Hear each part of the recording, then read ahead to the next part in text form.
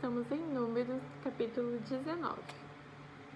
O Senhor Deus mandou que Moisés e Arão dessem aos israelitas as seguintes ordens: tragam uma novilha vermelha sem defeito e que ainda não tenha trabalhado na lavoura, e a entregue ao sacerdote Eleazar.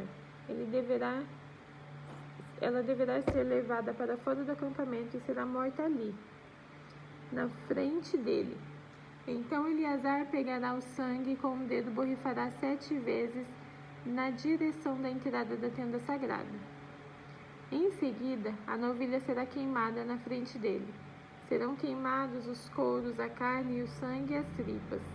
O sacerdote pegará um pedaço de madeira de cedro, um galho de isopo e lã tingida de vermelho e o jogará no fogo, em que a novilha estiver sendo queimada. Aí ele lavará a roupa que estiver vestindo e tomará um banho, e depois poderá entrar no acampamento. Mas ficará impuro até o pôr do sol. Aquele que queimar a novilha também lavará a roupa que estiver vestindo e tomará um banho, mas ficará impuro até o pôr do sol. O homem que esteja puro ajuntará as cinzas da novilha e as colocará fora do acampamento no lugar puro. Ali elas serão guardadas pelo povo de Israel para serem usadas na preparação da água que tira a impureza das pessoas. Essa cerimônia serve para tirar pecados. Aquele que ajuntar as cinzas deverá lavar a roupa que estiver vestindo, mas ficará impuro até o pôr do sol. Essa lei será para sempre, tanto para os israelitas como para os estrangeiros que moram com vocês. Quem tocar em algum defunto ficará impuro 7 dias. No terceiro e no sétimo, essa pessoa deverá se purificar com a água da purificação e ficará pura. Mas, se ela não purificar no terceiro dia e no sétimo, não ficará pura. Toda pessoa que tocar no defunto e não se purificar ficará impura, porque a água da purificação não foi jogada sobre ela. Ela faz com que a tenda de Deus, o Senhor, fique impura. Essa pessoa não pertencerá mais ao povo de Israel. Se alguém morrer numa barraca, quem entrar nela ou estiver nela, ficará impuro 7 dias. O pote ou o jarro que estiver aberto ou destampado ficará impuro. Se no campo alguém tocar numa pessoa que foi morta, ou teve morte natural, ou tocar em qualquer osso de gente, ou numa sepultura, ficará impuro 7 dias. Para purificarem essa pessoa que ficou impura, vocês deverão pegar as cinzas da novilha vermelha que foi queimada como oferta para tirar do pecado. Deverão colocá-las dentro de um pote e derramar água limpa em cima. No caso de alguém ter tocado num defunto, um homem que esteja puro pegará um galho de isopo, molhará naquela água e com ela borrifará a barraca e todas as coisas e pessoas que estiverem ali dentro. Se alguém tiver tocado em osso de gente ou numa sepultura, deverá ser borrifado com a água da purificação por uma pessoa que esteja pura. No terceiro dia e no sétimo, quem estiver puro borrifará a água sobre a pessoa impura. No sétimo dia, a pessoa ficará pura. Ela deverá lavar a roupa que estiver vestindo e tomará um banho, e ao pôr do sol ficará pura. No entanto, quem estiver impuro e não se purificar, ficará impuro porque a água da purificação não foi borrifada nele. Essa pessoa fez com que a tenda do Senhor ficasse impura, e por isso essa pessoa será expulsa do meio do povo de Israel. Vocês deverão obedecer a essa lei para sempre. A pessoa que borrifar a água da purificação deverá lavar a roupa que estiver vestindo. E quem tocar na água ficará impuro até o pôr do sol. Tudo que a pessoa impura tocar ficará impuro, e quem tocar nessa pessoa também ficará impuro até o pôr do sol. Capítulo 20. No primeiro mês todo o povo de Israel foi para o deserto de Zim e acampou em Cádiz. Ali Miriam morreu e foi sepultada. Naquele lugar não havia água, por isso o povo se reuniu e começou a reclamar contra Moisés e Arão. Eles diziam: Teria sido melhor se tivéssemos morrido na frente de Deus, o Senhor, com os nossos companheiros, os outros israelitas. Por que você trouxe o povo do Senhor para este deserto? Será que foi para morrermos junto com os nossos animais? Por que você nos trouxe do Egito para este lugar terrível, onde não há cereais, nem figueiras, nem parreiras, nem romãs, e além de tudo não há água para beber? Então Moisés e Arão saíram dali onde o povo estava e foram para a porta da tenda sagrada. Eles se ajoelharam, encostaram o rosto no chão, e a glória do Senhor apareceu. E o Senhor disse a Moisés: pegue o bastão que está em frente da Arca da Aliança, e depois você e Arão reúnam o povo. E na frente de todos eles deem ordem à rocha, e dela sairá água. Assim vocês tirarão água da rocha e darão de beber ao povo e também aos animais. Então, como Deus havia ordenado, Moisés pegou o bastão que estava diante de Deus, o Senhor. Moisés e Arão reuniram o povo em frente da rocha, e Moisés disse: agora escute, gente rebelde. Será que vamos ter que fazer sair água desta rocha para vocês? Moisés levantou a mão, bateu na rocha 2 vezes com o bastão, e saiu muita água, e o povo e os animais beberam. Porém o Senhor disse a Moisés e Arão: vocês não tiveram fé suficiente para fazer com que o povo de Israel reconhecesse o meu santo poder, e por isso vocês não vão levá-los para a terra que prometia dar a vocês. Isso aconteceu em Meriba, onde o povo de Israel reclamou contra Deus, o Senhor, e onde Deus lhe deu uma prova do seu santo poder. Da cidade de Cádiz, Moisés enviou alguns mensageiros que foram dizer ao rei de Edom o seguinte: esta mensagem é dos seus parentes, as tribos de Israel. O Senhor conhece todas as dificuldades que temos tido e sabe como os nossos antepassados foram para o Egito, onde vivemos muitos anos. Os egípcios maltrataram os nossos antepassados e a nós, e por isso pedimos a Deus, o Senhor, que nos socorresse. Ele ouviu o nosso pedido e mandou um anjo que nos tirou do Egito. Agora estamos na cidade de Cádiz, na fronteira do seu país.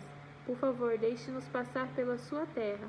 Nós e os nossos gados não sairemos da estrada, nem entraremos nos campos ou nas plantações de uvas de vocês, e não beberemos água dos poços. Enquanto estivermos no seu país, ficaremos na estrada principal. Porém o rei Edom respondeu: nós não vamos deixar que vocês passem pelo nosso país. Se tentarem fazer isso, marcharemos contra vocês e os atacaremos. Então o povo de Israel disse: ficaremos na estrada principal, e se nós e os nossos animais beberem água de vocês, pagaremos o preço dela. Somente queremos passar a pé. O rei Edom respondeu: não, vocês não passarão. Aí os edomitas vieram com um exército poderoso para atacar o povo de Israel. Assim, os edomitas não deixaram que os israelitas passassem pelo seu país, e por isso os israelitas foram por outro caminho. Todo o povo de Israel saiu da cidade de Cádiz e chegou até o Monte Or, na fronteira de Edom. Ali o Senhor Deus disse a Moisés e Arão: Arão não entrará na terra em que eu prometi dar aos israelitas. Ele vai morrer, porque no caso da água de Meribá, vocês se revoltaram contra as minhas ordens. Traga Arão e Eleazar, o filho dele, e mande que subam ao monte Or. Depois, tire as roupas de Arão e vista em Eleazar. Arão vai morrer ali. Moisés fez como o Senhor havia mandado. Eles subiram o monte Or diante de todo o povo. Moisés tirou as roupas de sacerdote de Arão, que Arão vestia, e pôs em Eleazar. E Arão morreu bem no alto do monte. Depois Moisés e Eleazar desceram dali. Quando o povo soube que Arão havia morrido, todos ficaram de luto 30 dias. Capítulo 21. O rei cananeu de Arade, que morava na região sul de Canaã, soube que o povo de Israel vinha pelo caminho de Atarim. Ele atacou os israelitas e levou alguns deles como os prisioneiros. Então, o povo de Israel prometeu a Deus o Senhor o seguinte: se fizeres com que derrotaste esse povo, nós destruiremos completamente as suas cidades. O Senhor ouviu o pedido do povo de Israel e os ajudou a derrotar os cananeus. Assim os israelitas os destruíram e também destruíram as suas cidades, e deram àquele lugar o nome de Horma. Então os israelitas saíram do Monte Hor pelo caminho que vai até Golfo de Acabá, para dar a volta em redor da região de Edom. Mas no caminho o povo perdeu a paciência e começou a falar contra Deus e contra Moisés. Eles diziam: por que Deus e Moisés nos tiraram do Egito? Será que foi para morrermos no deserto? Onde não há pão nem água? Já estamos cansados dessa comida horrível. Aí o Senhor Deus mandou cobras venenosas que se espalharam no meio dos povos. E elas morderam e mataram muitos israelitas. Então o povo foi falar com Moisés e disse: nós pecamos, pois falamos contra Deus o Senhor e contra você. Peça a Deus que tire essa cobra que está no meio da gente. Moisés orou ao Senhor em favor do povo e ele disse: faça uma cobra de metal e pregue num poste. Quem for mordido deverá olhar para ela e assim ficará curado. Então Moisés fez uma cobra de bronze e pregou num poste. Quando alguém era mordido por uma cobra, olhava para a cobra de bronze e ficava curado. Aí os israelitas partiram e acamparam em Obote. Depois saíram de Obote e acamparam nas ruínas de Barim, no deserto a leste do território Moabe. E partiram dali e acamparam no vale de Zered. Dali eles saíram e acamparam na margem norte do rio Arnon, no deserto que vai até o território dos amorreus. O rio Arnon é a divisa do território de Moabe com os amorreus. É por isso que o livro das batalhas do Senhor Deus diz assim: a cidade de Vaeb, na região de Sufá, e os vales, o rio Arnon e a descida dos vales que vão até a cidade de Ar, na direção da fronteira com Moabe. Dali, eles foram para um lugar chamado Ber, onde o Senhor disse a Moisés: reúna o povo e eu darei água a todos. Então o povo de Israel cantou esta canção: ó poço, faça brotar a sua água, e nós a saudaremos com uma canção. Esse poço foi cavado pelos líderes, foi aberto pelos chefes do povo, com os seus botões de comando e com os seus cordões. Do deserto, eles foram para Matana. De Matana foram para Naaliel, de Naaliel para Bamote, e de Bamote para o vale que fica no território de Moabe, abaixo do pico do monte Pisga, que onde se avista o deserto. Então o povo de Israel mandou mensageiros para dizerem a Seom, o rei dos amorreus, o seguinte: deixe-nos passar pelo sul do país. Não passaremos pelos campos nem pelas plantações de uva, mas beberemos água dos poços. Caminharemos somente pela estrada principal até sairmos do país. Porém, Seom não deixou que o povo de Israel passasse pelo país. Pelo contrário, ele reuniu toda a sua gente e saiu para enfrentar o povo de Israel no deserto. Seom foi até Jaza e combateu contra os israelitas, mas na batalha eles mataram à espada muitos amorreus e tomaram a terra deles, desde o rio Arnon até o rio Joboque, na fronteira com o país de Amon, na qual havia muralhas. Assim, os israelitas tomaram todas as cidades dos amorreus e ficaram morando nelas, isto é, em Esbom e nos povoados que ficavam ao seu redor. Esbom era a cidade onde morava Seom, o rei dos amorreus. Ele tinha lutado contra um antigo rei moabita, que havia tomado toda a sua terra até o rio Arnon. É por isso que os poetas dizem assim: venha Esbom, a cidade do rei Seom. Ela será construída de novo. A cidade de Seom será bem construída, pois saiu fogo de Hesbom, saiu uma chama da cidade do rei Seom. O exército foi o fogo que destruiu a cidade de Ar, em Moabe, e devorou os montes do alto Arnon. Ai de vocês, moradores de Moabe, adoradores do Deus Quemos. Vocês estão perdidos. O seu Deus deixou que os seus soldados fugissem e que as suas filhas fossem entregues para serem escravas de Seom e do rei dos amorreus. Mas agora acabou o poder de Hesbom até de Didom. Tudo será destruído. Nofa está em ruínas e o fogo chegou até Mebeba. Assim os israelitas ficaram morando na terra dos amorreus. Depois Moisés mandou gente para espionar a cidade de Jazer. Em seguida, conquistaram os povoados que ficam ao redor de Jazer e expulsaram todos os amorreus que moravam ali. Então os israelitas voltaram e subiram pelo caminho de Bassã. E Og, rei de Bassã, saiu para atacá-los em Edrei. O Senhor Deus disse a Moisés: Não tenha medo dele, pois vou entregar nas suas mãos o rei, o seu povo e a sua terra. E você deverá fazer com que os mesmos que fez com Seom, o rei dos amorreus que morava em Hesbom. Assim os israelitas mataram Og, os seus filhos e todo o seu povo. Não escapou ninguém, e tomaram a terra deles. Capítulo 22. Os israelitas partiram e acamparam nas planícies de Moabe, a leste do rio Jordão, e na estrutura de Jericó, que ficava no outro lado do rio.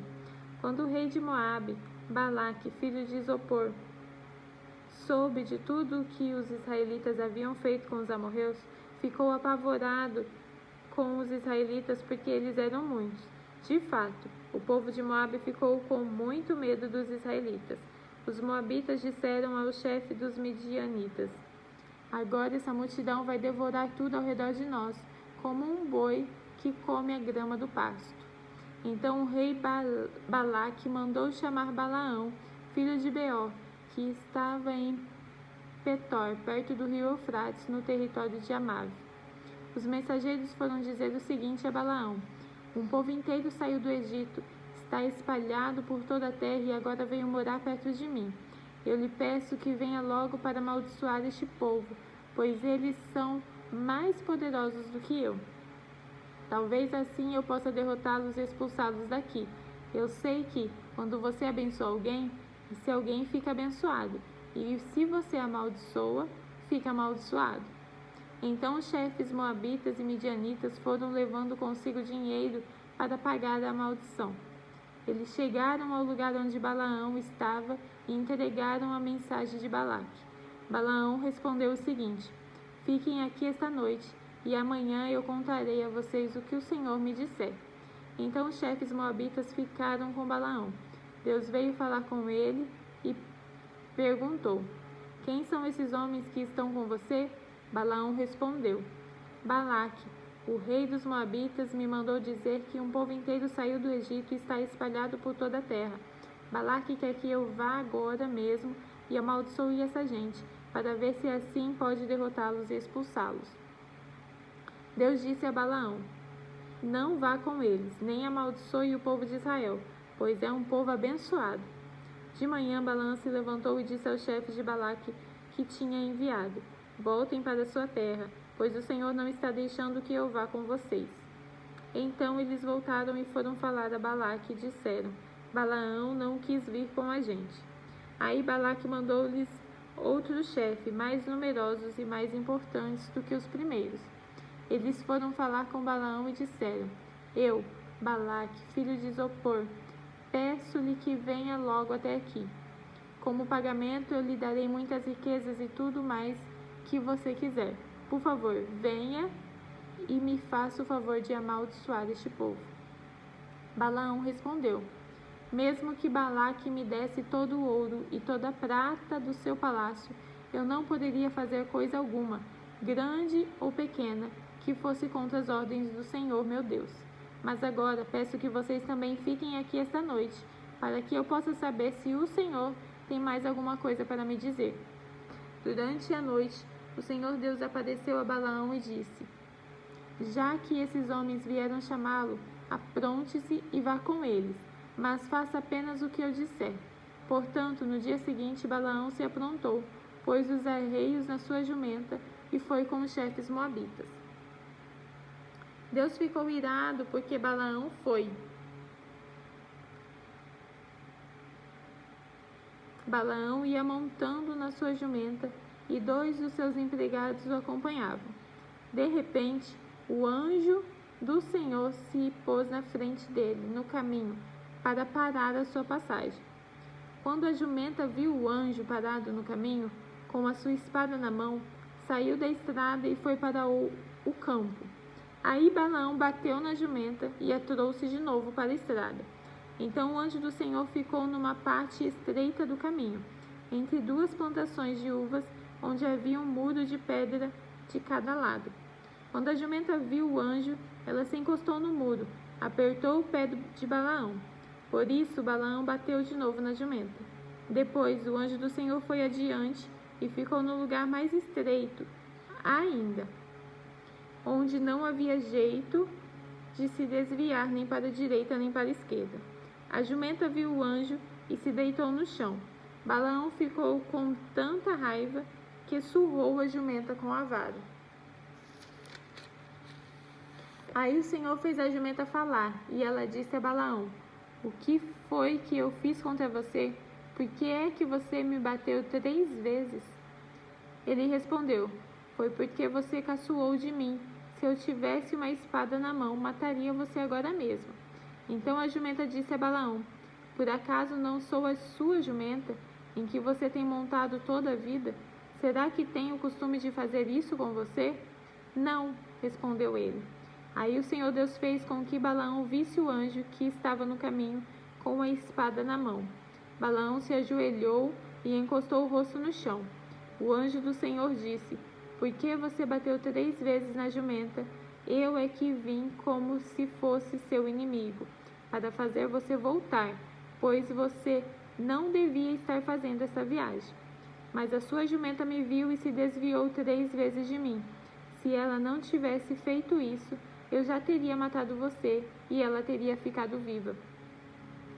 Então Balaão disse ao anjo: eu pequei, não sabia que o Senhor estava no caminho para me fazer parar. Porém, se agora o Senhor acha que não devo continuar a viagem, eu voltarei para casa. O anjo respondeu: vá com esses homens, mas você falará somente aquilo que eu lhe disser. Assim Balaão foi com os chefes enviados por Balaque.